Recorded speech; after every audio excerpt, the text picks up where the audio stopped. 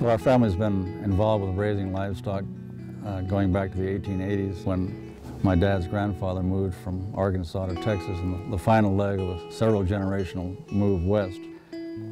Dad was very focused on, I would say, two principal avenues. One is working with nature and on natural selection. What we might mean by natural selection, we mean putting cattle in an environment like this one, which is called the short grass prairie, and simply seeing which cattle are able to perform best in this environment. My father is the actual developer of the Beefmaster breed, but of course he was raised by a large and progressive Texas cattleman who did a lot of crossbreeding. Dad built on his father's work, combining these three breeds, the Brahman, Hereford, and Shorthorn breeds, and then refining his process of selection. Our way of ranching is not limited to Beefmaster. The only advantage to this herd is we've already been selecting them for the better part of a century for certain traits. And again, you know, the ultimate trait is being adapted to the natural world, to this specific part of the natural world, the short grass prairie.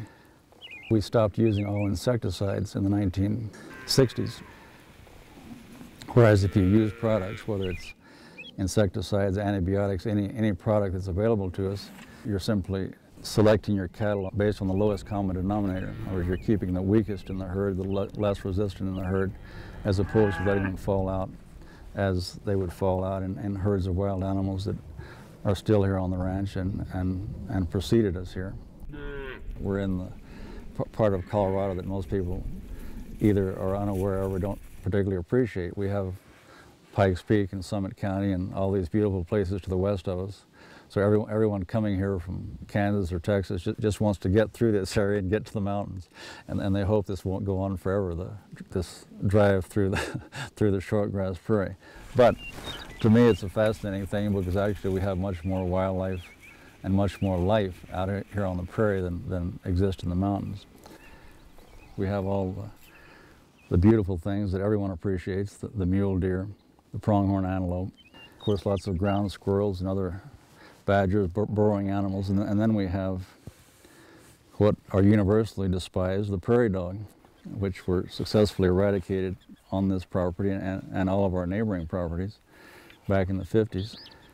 We decided to bring them back in 8 years ago. Even though prairie dogs were defined as a pest, if we move beyond that particular vision and understand that they are a keystone species and that there are a whole host of animals and birds that collect around and live in conjunction with prairie dog towns, including some that are specific to prairie dog towns, like burrowing owls and ferruginous hawks and so on. We think it's important to have prairie dogs here.